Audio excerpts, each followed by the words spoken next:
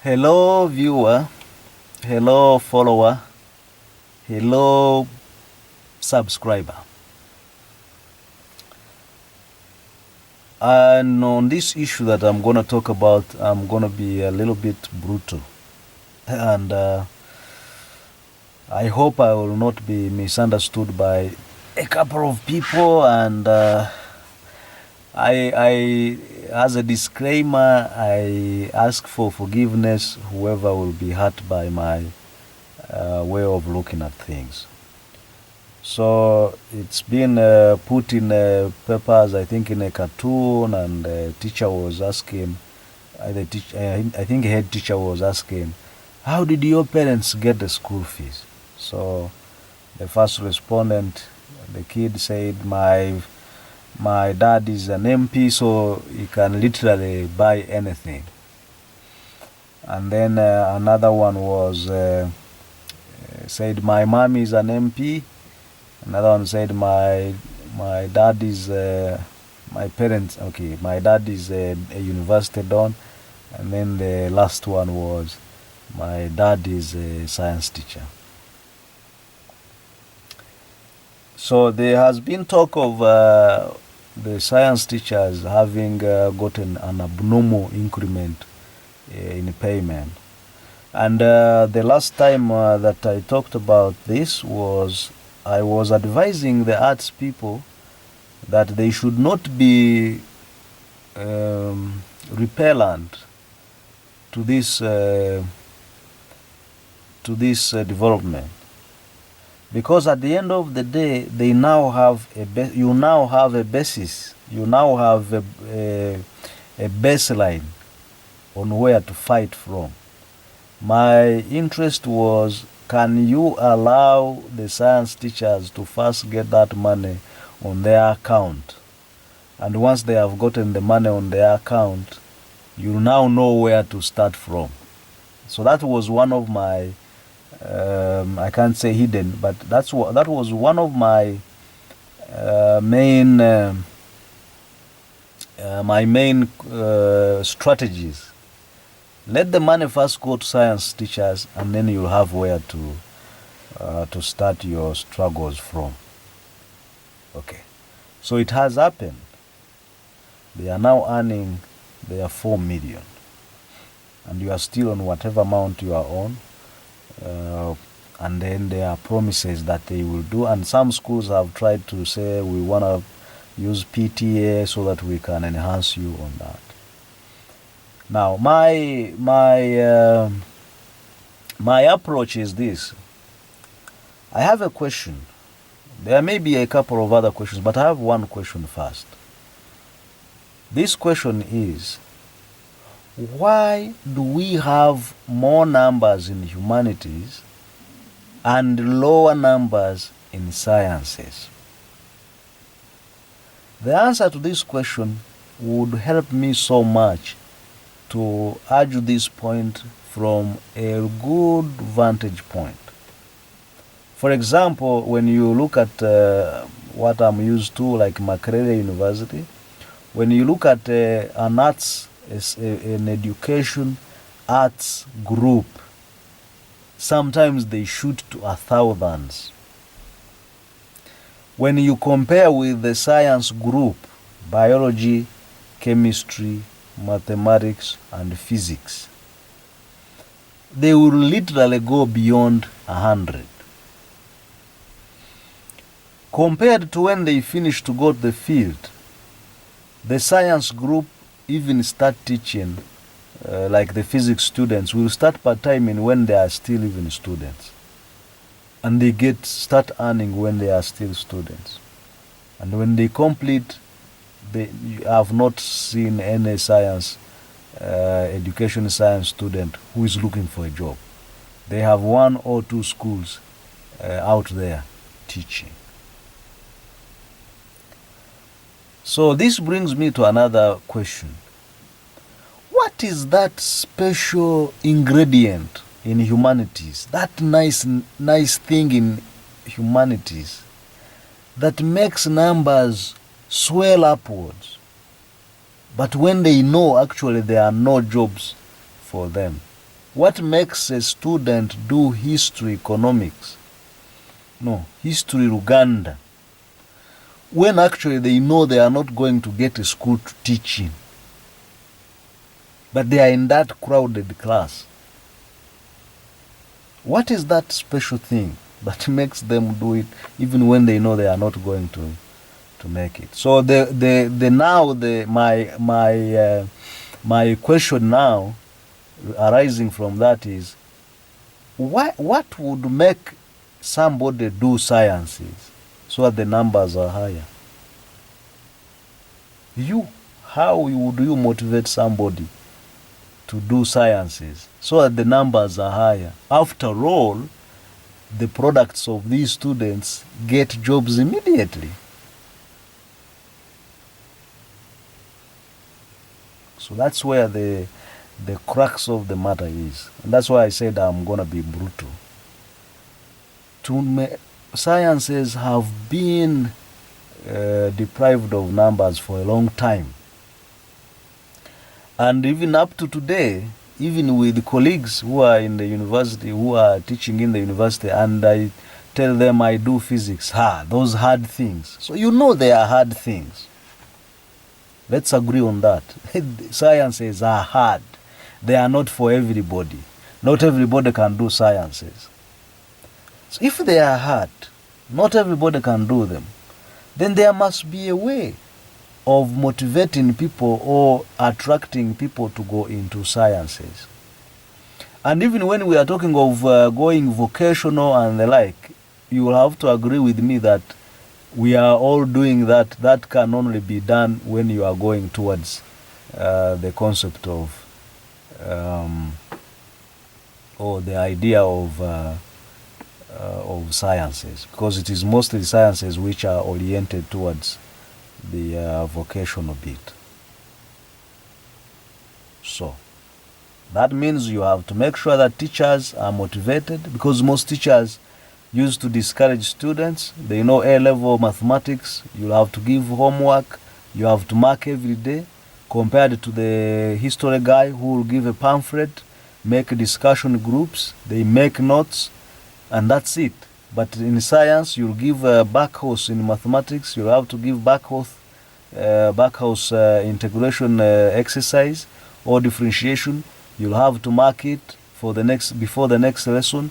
So some teachers would stand in front of the class and say, by the end of this first month, I know all of you would have found where you belong, because I don't see many science materials here, as if they are made in a factory. And they were not doing it because they are malicious or whatever. They were trying to make sure that their classes are affordable. And then, true to their word, they give the hard test. Everyone almost gets 3 out of 10, 2 out of 10. And then those who know they need good marks to move on, they chop. They go to head or hell, whatever other combination you can get. So there is a need to make sure that you can encourage a teacher to make sure that they can mark all this stuff. There is need to make sure a student will have to buy a big biology book, a big physics book, then a big chemistry book, and then buy a dissecting kit, buy a lab coat. You must make sure that they will have to reap this whole investment from somewhere. So you must reward them or have a prize for them to do this for. The kids in the United States do not go to die in Iraq or in Afghanistan because they love to fight and shoot somebody. No. They get a loan at the college, and they know when they serve in the military, they get other benefits. They will get money to pay for this college fees, the loan they got. They will also get some privileges as citizens who are now veterans, that when they go to some of the opportunities, they are given that bit. Nobody wants to go die just because they are patriotic. There is nothing like patriotism.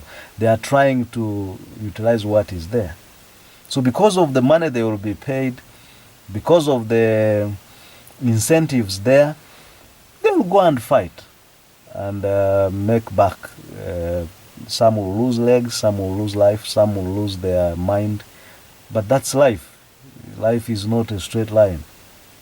So comparatively, for me to teach physics and make sure that I'm always thinking and I'm always calculating, my marking guide I have to go through 3 times to make sure that the answer comes. I have to make sure I calculate it with the perspective of who used this method, who used this methodology, so that I now get all of them. When this one attacks it this from this side, I will mark them from that side. If somebody used this method, I'll know that that's what they have used. I mark them fair in that direction. So you don't expect to invest less and reap big. But we should all get the same salary. We all earn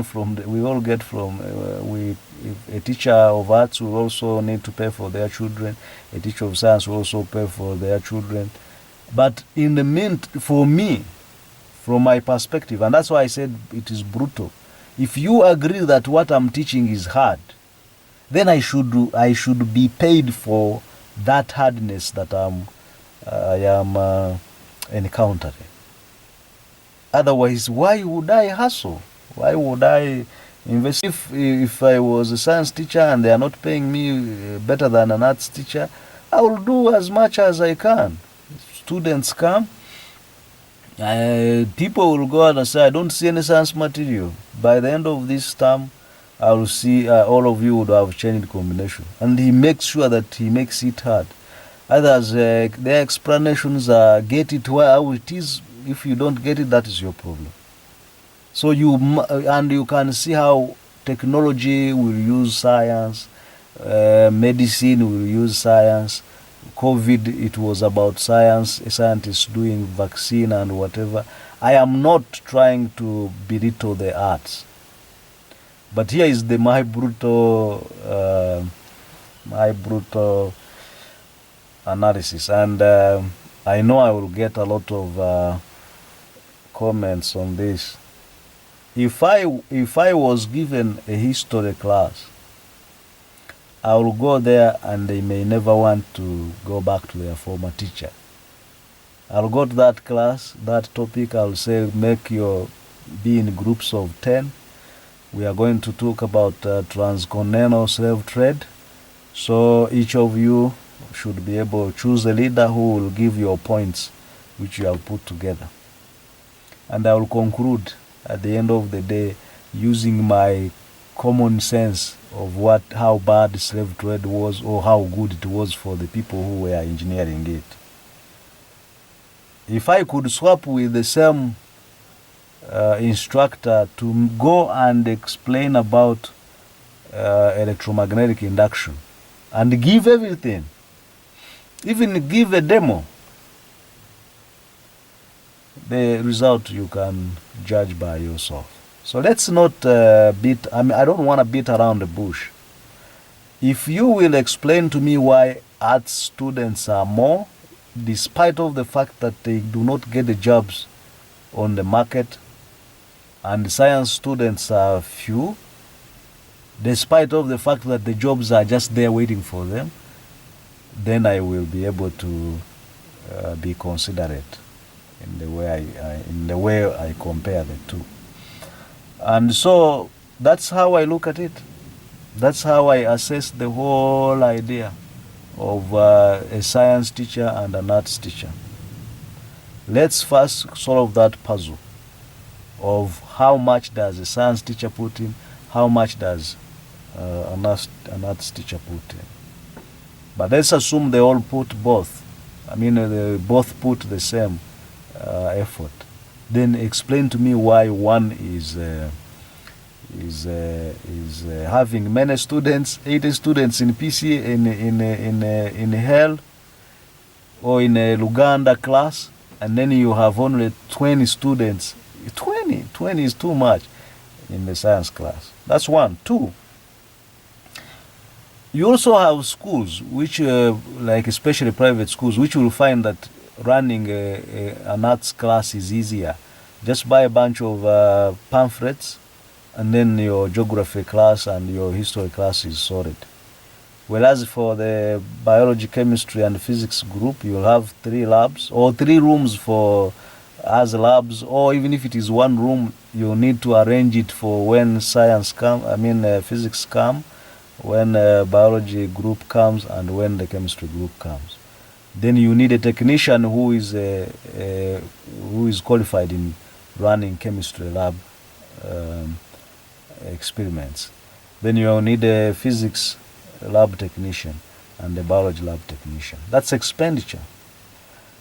And then you need so whether you, even if we don't talk about the science teacher's salary, running science subjects, especially at A level, is expensive on its own. A biology student needs a lab coat, needs a dissecting kit, will need to be given a frog to kill, a rat to kill, a cockroach to kill. And all that is money. So it's not just about the salary of the teacher. It's also about the operational costs. I have a lot, the other ones are too brutal. I can't say them here. But if we wanna, and I don't want to use the expressions, especially by the president, because for him he doesn't have time to explain. He says scientists are solving things at the when the dam got moving island. It was not Shakespeare. I don't want to go into that side. Me personally, I dropped history when a teacher came in and said we are going to look at scramble and partition of Africa. I said I cannot sit in class and I'm taught how people agreed in Berlin or wherever it was, and then agreed you will take this, you will take this, you will call it this. I said I am okay with doing the physics, and when I see things, or chemistry, when I eat salt, I know it is sodium chloride. And I left, and I have never looked back. If I want to know history, I will watch documentaries, and I will know what the Nazis did as if I was taught in class. I will go to National Geographic when they talk about slave trade and how what we use. With that documentary will teach me things that nobody else can. What if I go on National Geographic and they're explaining about volcanoes and the like? It's like I've learned the geography that I needed to learn. Most likely, if you also watch the documentary about the physics, you'll learn how eclipse is formed and understand the dynamics of how the astronomy of these bodies. So I insist, everybody should be paid well. I don't care if an arts teacher also got 8 million. It doesn't hurt me, but there should be a reason why a science teacher should invest in time. How? By answering the question, why do humanities classes swelling with high numbers, at the back of the minds knowing that they won't get a job, but they are high numbers anyway, compared to science classes which tend to have 5, 10, 15, with hundreds in the other class before the sciences were made compulsory. Once we solve this one, then as a country we shall move forward and know what we want. We don't study just to get A's. We study to get a job, to solve problems. So if you are studying your history and you are going to get your first class and there is no job, you are on the street walking, why are you doing that? When you can do your biology, chemistry, and physics, and you become a lab technician of a hospital, and you are earning your money, and you're also contributing to the society.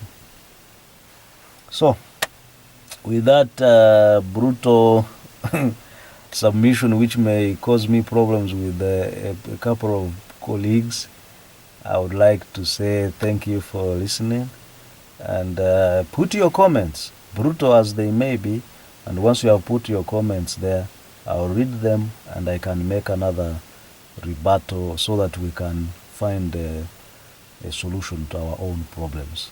We don't need to always look for consultants to solve our own problems. That's why I thought that that learning area curriculum, which had been written by an Irish, I think, whether the commander or whatever names they said, and then approver also was Irish. And it was being vended as being decolonization of our curriculum, which I don't believe. There is no colonialism in science at the end of the day, but maybe in English, geography, and history. I thank you. Until another time, adios.